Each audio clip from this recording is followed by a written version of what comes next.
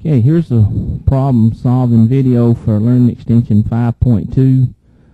Says compute V0 using superposition, and we're going to utilize a problem solving strategy on page 172 for superposition to solve this problem. And if you look at that problem solving strategy, step 1 says in a network containing multiple independent sources, each source can be applied independently with the remaining sources turned off. Step 2 says to turn off a voltage source, replace it with a short circuit, and turn off a current source, replace it with an open circuit. Then we'll find the individual contributions using our circuit analysis techniques and then add the results back together. So here's our circuit, and let's analyze it first with the voltage source active.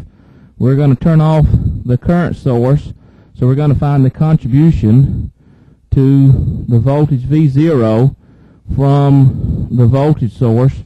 So when we turn off our current source, we replace it with an open circuit. There's a resulting circuit.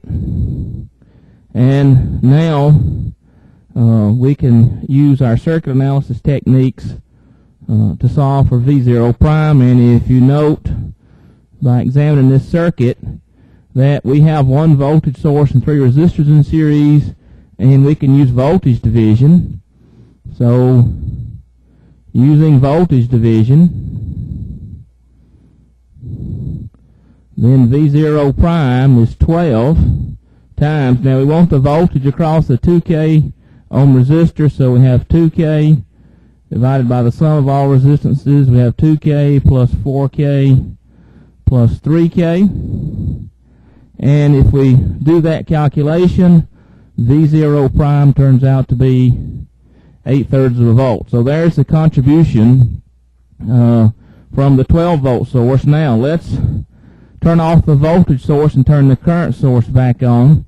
And when we do that, there's a circuit that results. And now we're going to be calculating V0 double prime.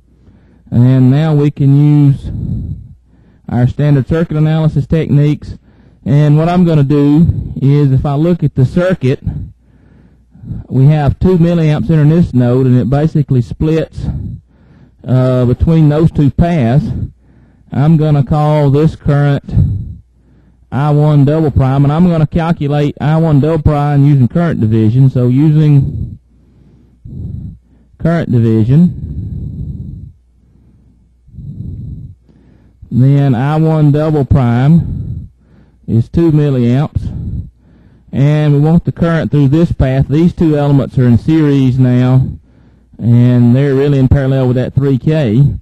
So the series combination of those is the 6K. We want the current through here, so we're going to put this resistor in the numerator. So we have 3K over 3K plus 6K. That tells me that the current I1 double prime is 2/3 of a milliamp.